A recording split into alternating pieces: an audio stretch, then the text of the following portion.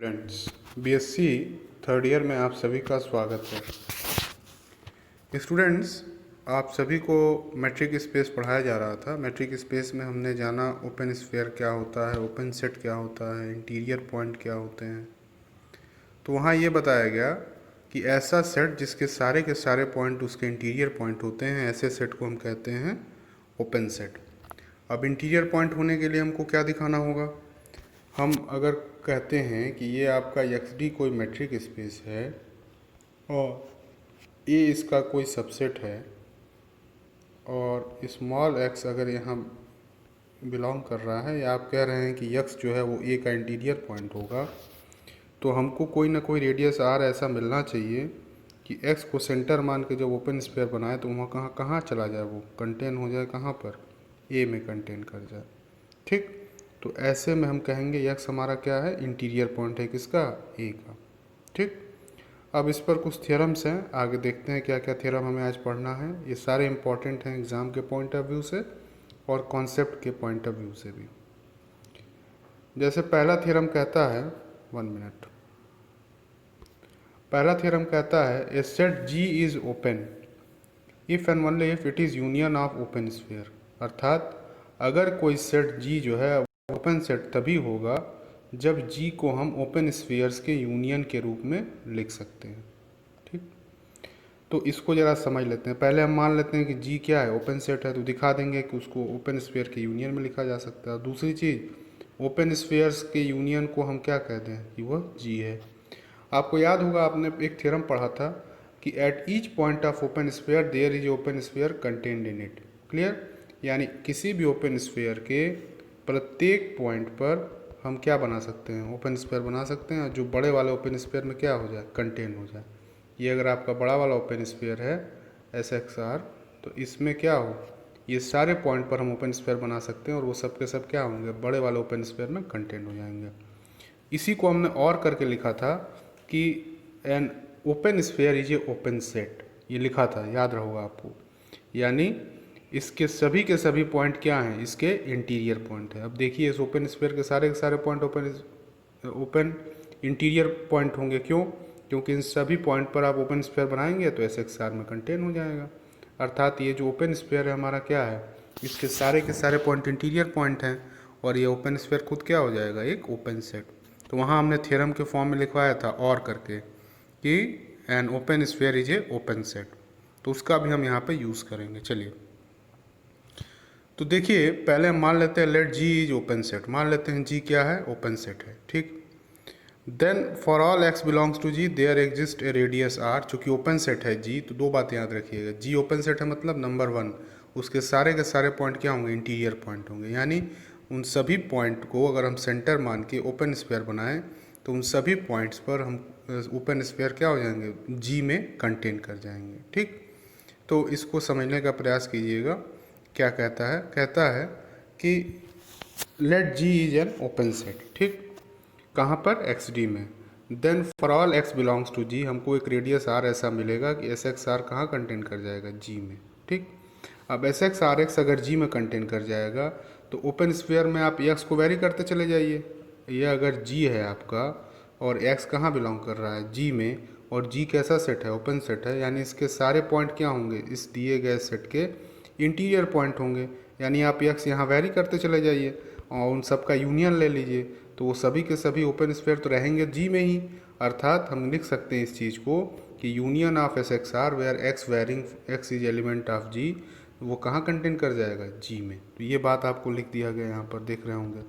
तो ये चीज़ हमने यहाँ पर लिख दी कि यूनियन ऑफ SXR जो है वो कहाँ बिलोंग करेगा, G में। इक्वेशन 1 में हो गया।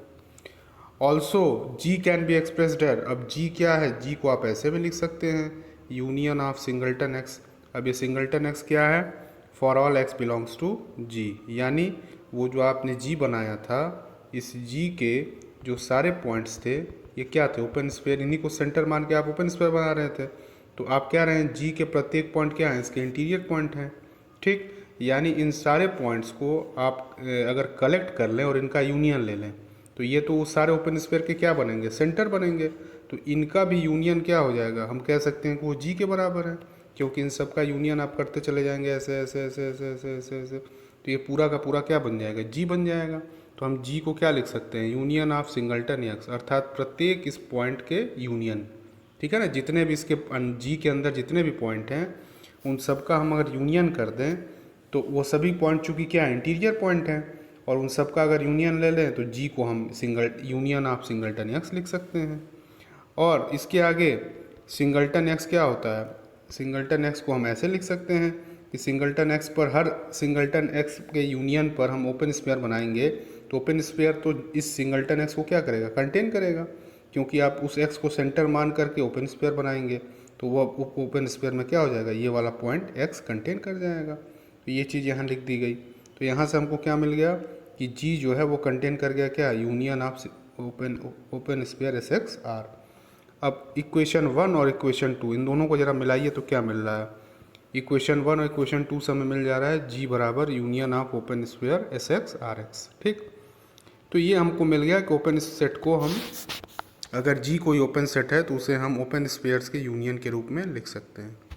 दूसरा अगर हम उल्टा ले लें यानी कन्वर्स ले लें, मान लेते हैं G be the union of open sphere, G जो है ओपन स्फीयर्स का यूनियन है।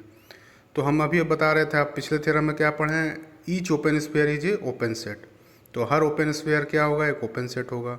दूसरा आपने थ्योरम क्या पढ़ा है, arbitrary union of open sphere is a arbitrary union of open set is a open set, ठीक। यानी नंबर 1 क्या पढ़ा है कि each open sphere is open set, तो ये सभी ओपन सेट हो जाएंगे। और दूसरी चीज़ arbitrary union of open set is also open set, इनका यूनियन क्या हो जाएगा, ओपन सेट हो जाएगा, यानी इनका यूनियन किसके बराबर, जी, तो जी क्या हो गया, एक ओपन सेट हो गया, ओपन सेट हो गया, ठीक। तो इस तरीके से ये आपका थ्योरम कंप्लीट हो रहा है। इन दोनों रिजल्ट को ऐड कर दें। यहाँ एक चीज़ आपको जानने को इम्पोर्टेंट चीज़ मिल रही है कि ओपन सेट जो है वो किससे बना होता है, प्रत्येक ओपन सेट ओपन स्फीयर से मिलकर के बना होता है। उसके कंस्ट्रक्शन के बारे में आपको जानकारी यहाँ से मिल जाती है, जो आपको दिख रहा है। अब यहाँ से एक इम्पॉर्टेंट थ्योरम्स का एक कड़ी की शुरुआत होती है, जिसमें 6-7 थ्योरम एक साथ हैं और इन सब का हम प्रूफ देखेंगे, समझेंगे। सब ओपन सेट के ऊपर बेस्ड है और इम्तहान में इनमें से ज़रूर एक ना एक दो आपको मिलेगा इम्तहान में, इसलिए ये आपको बहुत इम्पॉर्टेंट है एग्ज़ाम के पॉइंट ऑफ व्यू से और कॉन्सेप्ट के पॉइंट ऑफ व्यू से तो है ही। कहता है let X D be a metric space then the following results hold. पहला कहता है E interior is open set, अर्थात किसी भी सेट का आप इंटीरियर ले लीजिए तो आपको क्या मिलेगा, वो ओपन सेट दे देगा, ठीक। दूसरी बात कहता है अगर कोई सेट ए किसी सेट बी में कंटेंड है तो ए इंटीरियर हमेशा किस में कंटेंड होगा, बी इंटीरियर में। तीसरा कहता है अगर जी जो है किसी सेट ई में कंटेंड है और जी कोई ओपन सेट है तो जी हमेशा ई इंटीरियर में भी कंटेंड होगा, अर्थात ई इंटीरियर जो है दूसरे शब्दों में कहा जाता है E interior is the largest open set contained in E, ठीक। चौथी चीज़, अगर ई ओपन होगा, ई ओपन सेट होगा तो ये तभी संभव है जब ई और ई इंटीरियर आपस में क्या हो जाए, बराबर हो जाए। पांचवी चीज़, ई इंटीरियर का इंटीरियर लेने पर हमको क्या मिलता है, ई इंटीरियर।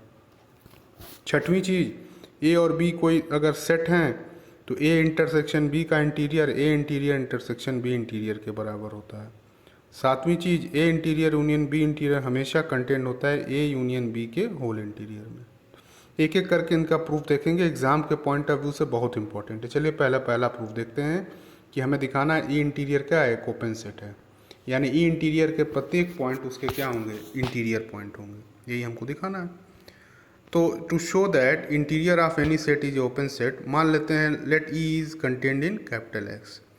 अब दो बातें हो सकती है, या तो इंटीरियर खाली हो या तो एम्प्टी हो या तो नॉन एम्प्टी हो। अगर ई इंटीरियर एम्प्टी सेट होगा यानी 5 होगा तो 5 ओपन सेट होता है, इसे यहाँ प्रूफ करने की ज़रूरत ही नहीं है क्योंकि वो ओपन सेट हो गया। अब अगर ई इंटीरियर 5 नहीं है, मान लिया कोई पॉइंट उसमें बिलोंग करेगा, मान लिया एक्स जो है वो इंटीरियर में है। अगर एक्स इंटीरियर में है तो हमने क्या ले लिया, हमने एक रेडियस आर ले लिया, हमें ऐसा रेडियस आर मिलेगा सच दैट उस रेडियस का एक्स को सेंटर मान के ओपन स्फीयर बनाएंगे तो ई में कंटेन कर जाएगा। अब हम एक पॉइंट ले लेते हैं वाई, कहाँ का, open sphere S X R का, इस ओपन स्फीयर का। तो वाई अगर ओपन स्फीयर में लेंगे तो आप अभी भी थ्योरम पढ़े हैं कि at each point of open sphere there is open sphere contained in it, यानी इस बड़े वाले ओपन स्फीयर में भी हमको एक अगर वाई ले रहे हैं तो कोई ना कोई रेडियस मिल जाएगा जिसको सेंटर मान के ओपन स्फीयर बनाएंगे तो आपको एक ओपन स्फीयर उस बड़े वाले एस एक्स आर में कंटेन हो जाएगा। तो हमने क्या लिखा, there exist R dash such that S Y R dash is contained in S X R is contained in E. यानी आपको क्या मिल गया यहाँ से, आपको यहाँ से मिल गया कि एस वाई आर डैश किस में कंटेन कर गया, ई। आप कहाँ से चले थे, एस एक्स आर, वाई लेकर चले थे, एस एक्स आर से पहुँच गया कहाँ कि वो जो है कहाँ चला गया, वाई इंटीरियर पॉइंट हो गया कहाँ का, ई का, अर्थात वाई बिलोंग कर गया कहाँ का, ई इंटीरियर। यानी आप इसको देखिए और इसको देखिए, आप शुरुआत यहाँ से की और यहाँ पहुँच गया, यानी आपने दिखा क्या दिया, S X R is contained in E interior. ठीक, आगे चलिए, यहाँ से क्या मिल गया कि X is the interior point of E interior, अर्थात आपने एक कोई आर्बिट्रेरी पॉइंट लेकर चला एक्स, जब ये इंटीरियर नॉन एम्प्टी था, आपने दिखा दिया कि वो पॉइंट क्या है, उस दिए गए सेट का इंटीरियर पॉइंट है। इस तरीके से हम कह सकते हैं जब आर्बिट्रेरी पॉइंट उसका इंटीरियर पॉइंट बन जा रहा है तो उस सेट के सभी पॉइंट उसके इंटीरियर पॉइंट हो जाएंगे और ई इंटीरियर क्या हो जाएगा, खुद एक ओपन सेट हो जाएगा। दूसरा प्रूफ देख लेते हैं। दूसरा प्रूफ कहता है कि अगर ए और बी में कंटेंट है, दिखाना है ए इंटीरियर बी इंटीरियर में कंटेंट होगा। तो let X is any arbitrary point of A interior, मान लेते हैं कि एक्स जो है किसी कोई आर्बिट्रेरी पॉइंट है ए इंटीरियर का। अगर एक्स ए इंटीरियर का पॉइंट होगा तो इसका मतलब क्या होगा, कोई ना कोई रेडियस आर ऐसा मिलेगा कि सेंटर मान को ओपन स्फीयर बनाएंगे और ए में कंटेन कर जाएगा। और ए किस में कंटेन कर रहा है, ए कंटेन कर रहा है बी में। यहाँ से हमको क्या मिल गया, एस एक्स आर किस में कंटेन कर गया, बी में, यानी X is interior point of B. और यहाँ से क्या मिल गया, X belongs to B interior, अर्थात हम शुरू किए थे ए इंटीरियर से, पहुँच गए बी इंटीरियर, यानी ए इंटीरियर हमेशा किस में कंटेंट होगा, बी इंटीरियर में। तीसरा थ्योरम देखते हैं। तीसरा कहता है दिखाना है E interior is the largest open set. ठीक, तो मान लेते हैं कि जी जो है कोई ओपन सेट है जो किस में कंटेंट है, ई में, और एक्स जो है वो कहाँ का एलिमेंट है, जी का। अगर एक्स जी का एलिमेंट है तो कोई रेडियस आर ओपन स्फीयर बनाएंगे तो वो जी में कंटेंट होगा, वो कहाँ चला जाएगा, ई में। यहाँ से मिल गया एस एक्स आर कहाँ पहुँच गया, ई में, और X is interior point of E. यहाँ से हमें क्या मिल गया, X belong to E interior, यानी हम शुरू किए थे कहाँ से, जी से, पहुँच गए कहाँ, ई इंटीरियर। यानी हमने दिखा क्या दिया कि G is contained in E interior, अर्थात E interior is the largest open set, ऐसा हम कह सकते हैं। ठीक, क्योंकि हमने दिखा क्या दिया कि जब भी एक्स कोई भी पॉइंट हम जी का ले रहे हैं तो वो निश्चित तौर पर ई इंटीरियर में बिलोंग कर रहा है। ठीक, यानी अगर जी ई में बिलोंग कर, जी जो है ई में कंटेंट है, तो निश्चित तौर पर अगर एक्स हम कोई भी एलिमेंट जी का ले रहे हैं तो वो निश्चित तौर पर ई के इंटीरियर में जो है कि बिलोंग करता है। यानी हम कह सकते हैं कि ई इंटीरियर जो है वो लार्जेस्ट ओपन सेट है कंटेंड इन ई। चौथा दिखाना होता है कि अगर ई ओपन सेट है तो ई इंटीरियर बराबर ई। तो इसमें क्या करना है, मान लेते हैं ई यानी ओपन सेट, ई यानी ओपन सेट मान लिया, और ओपन सेट है तो कोई अगर एक्स लेंगे तो ओपन स्फीयर बनाएंगे तो ई में कंटेन कर जाएगा। यहाँ से मिल गया एक्स कहाँ बिलोंग कर रहा है, ई इंटीरियर में। तो आप ई से लेकर चले, पहुँच गए ई इंटीरियर में, यानी E is contained in E interior, और ई इंटीरियर हमेशा ई में कंटेंट होता है। दोनों को मिला दिए तो क्या मिल गया, ई बराबर ई इंटीरियर। चलिए कन्वर्स पार्ट में मान लेते हैं कि ई बराबर ई इंटीरियर, और दिखाना है ई क्या है, एक ओपन सेट है। आप अभी अभी ऊपर पढ़े हैं कि interior of any set is open set, यानी ई इंटीरियर तो आप जानते हैं ओपन सेट, यानी ई भी क्या हो जाएगा, ओपन सेट हो जाएगा। थ्योरम प्रूफ हो गया यहाँ। पांचवा में क्या दिखाना है, पांचवा में दिखाना है कि ई इंटीरियर का इंटीरियर जो है वो ई इंटीरियर के बराबर होता है। तो पांचवा कोई नई चीज़ नहीं है, चौथे से ही आ जाएगा, क्योंकि अभी आपने क्या दिखाया है, चौथा कंडीशन कहता है अगर ई ओपन सेट है तो ई बराबर ई इंटीरियर होगा। चलिए हम ई को रिप्लेस कर दें अगर ई इंटीरियर से, और ये कहने लगे कि ई इंटीरियर ओपन सेट है। तो अगर ई इंटीरियर ओपन सेट होगा तो इसका मतलब क्या होगा, इसी कंडीशन के हिसाब से ई इंटीरियर का इंटीरियर, देखिए इंटीरियर लगा है ना, तो ई इंटीरियर का इंटीरियर कितने के बराबर हो जाएगा, ई इंटीरियर के। यानी हमने इस चौथे वाले थ्योरम में अगर ई के जगह ई इंटीरियर रिप्लेस करते हैं तो ये थ्योरम हमारा प्रूफ हो जाएगा। छठवां कहता है दिखाना है A intersection B interior is contained in A intersection B interior, A interior intersection B interior. तो शुरुआत करते हैं, पहले मान लेते हैं ए इंटीरियर, ये जो है कि ए और बी कोई सबसेट है दिए गए मैट्रिक स्पेस में। आप अभी अभी पढ़े हैं कि किसी भी जो है कि इंटीरियर हमेशा उस दिए गए सेट में कंटेंट होता है। तो ए इंटीरियर जो है वो हमेशा ए में कंटेंट होगा, बी इंटीरियर हमेशा बी में कंटेंट होगा, क्योंकि इंटीरियर पॉइंट क्या होता है, उस दिए गए सेट के सारे इंटीरियर पॉइंट का कलेक्शन होता है। तो उस दिए गए सेट का हमेशा इंटीरियर क्या होता है, सबसेट होता है। इसी तरीके से बी इंटीरियर बी में कंटेंट हो गया। अब दोनों का इंटरसेक्शन करा दिए तो A interior intersection B interior contain करेगा ए इंटरसेक्शन बी में। आप इन दोनों का दोनों तरफ दोनों तरफ इंटीरियर ले लीजिए। तो आप कंडीशन नंबर 2 में क्या पढ़े हैं कि अगर ए बी में कंटेंट होगा तो ए इंटीरियर भी कहाँ कंटेंट करेगा, बी इंटीरियर में, पढ़े हैं आप। तो ये कंडीशन यहाँ लगा दीजिए। जैसे ही यहाँ लगाएंगे तो क्या मिलेगा कि ये चीज़ अगर इसमें ये चीज़ A intersection interior B A interior intersection B interior अगर कंटेंट कर रहा है ए इंटरसेक्शन बी में, तो यहाँ से आपको क्या मिल जाएगा कि ए इंटीरियर इंटरसेक्शन बी इंटीरियर का इंटीरियर हमेशा कंटेंट होगा किसमें, ए इंटरसेक्शन बी के इंटीरियर में। अब अभी आप क्या पढ़े हैं, अगर वह सेट ओपन सेट रहता है तो ई इंटीरियर का इंटीरियर किसके बराबर होता है, ई इंटीरियर के। एक मिनट, अभी आपने क्या पढ़ा है कि अगर ई इंटीरियर ओपन सेट है तो ई इंटीरियर का इंटीरियर क्या होता है, ई इंटीरियर के बराबर। ठीक, तो चलिए ए इंटीरियर क्या होगा, ओपन सेट, बी इंटीरियर क्या होगा, ओपन सेट। दोनों का इंटरसेक्शन करेंगे तो फाइनाइट इंटरसेक्शन क्या होगा, ओपन सेट, और दोनों पर इंटीरियर लगाया तो ये भी क्या हो गया, ओपन सेट। तो ये हमेशा किस में कंटेंट, ये चीज़ हमेशा किसके बराबर हो जाएगी, इसी सेट के बराबर हो जाएगी, क्योंकि आप पढ़े हैं क्या, अगर ई ओपन होता है तो क्या होता है, ई इंटीरियर बराबर ई। तो यहाँ से ये चीज़ हो गया और यहाँ से ये ऐसे ही रह गया। तो ये बन गया आपका इक्वेशन नंबर 1। अब दूसरा चलते हैं, ए इंटरसेक्शन बी हमेशा ए में कंटेंट होता है, ए इंटरसेक्शन बी हमेशा बी में कंटेंट होता है। तो दोनों पर इंटीरियर लगा दिया जाए तो ए इंटरसेक्शन बी इंटीरियर हमेशा कंटेंट करेगा ए इंटीरियर में, इंटरसेक्शन बी इंटीरियर हमेशा कंटेंट करेगा बी इंटीरियर में।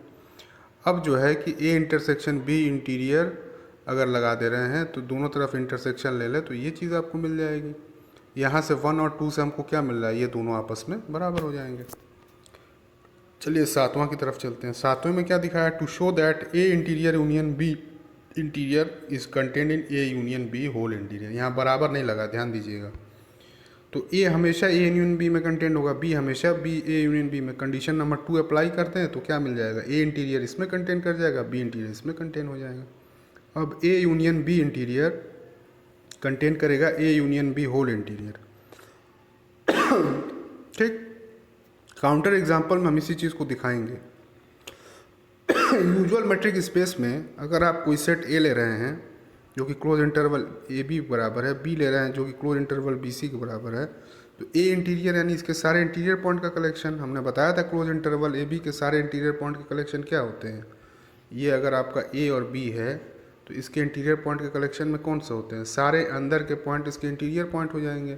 लेकिन ए इसका इंटीरियर पॉइंट नहीं होगा, बी इसका इंटीरियर पॉइंट नहीं होगा, अर्थात ये क्या बनेगा, ओपन इंटरवल ए और बी। तो क्लोज इंटरवल ए बी के इंटीरियर किसके बराबर होगा, open interval A B. Close interval B C का इंटीरियर पॉइंट क्या होगा, ओपन इंटरवल बी सी। अब दोनों का यूनियन कर दीजिए, तो यूनियन करेंगे तो क्या मिलेगा, जब दोनों का यूनियन करते हैं आप, एक मिनट, जब दोनों का यूनियन करेंगे इसका A open interval A B open interval B C, तो बी तो इसमें है नहीं तो क्या लिखेंगे, A C open interval minus B. चलिए ये बात हो गई। अब इसमें जो है कि ए यूनियन बी निकालते हैं, तो जब ए यूनियन बी निकालेंगे तो क्या मिलेगा, इनको यूनियन कर दीजिए, ओपन ये मिल जाएगा। अब इसका इंटीरियर पॉइंट लेंगे तो ओपन इंटरवल ए सी। अब जरा दोनों को देखिए, यहाँ ऊपर से हमको दिख रहा है कि ए इंटीरियर यूनियन बी इंटीरियर, यानी ये चीज़ हमेशा किस में कंटेंट होगा, ए यूनियन बी अर्थात इसमें। ठीक, तो यहाँ से ये चीज़ तो देख रहे हैं, लेकिन इसका उल्टा नहीं हो पाएगा, यानी क्या ए सी जो है इसमें कंटेंट कर पाएगा, नहीं कंटेंट कर पाएगा। ठीक, यानी हम इस चीज़ को इस बात से समझ सकते हैं कि इसलिए हम ये कहते हैं कि इस थ्योरम में इक्वलिटी होल्ड नहीं करती है, केवल ये जो है कि ए इंटीरियर यूनियन बी इंटीरियर इसका एक सबसेट होता है। तो ये कुछ इंपॉर्टेंट थ्योरम्स थे ओपन सेट के जो इम्तहान में आपसे पूछे जाते हैं। अगले लेक्चर में हम पढ़ेंगे नेबरहुड के बारे में, नेबरहुड क्या होता है और उसको समझेंगे। आज के लिए बस इतना ही। आप सभी का बहुत बहुत धन्यवाद। Thank you.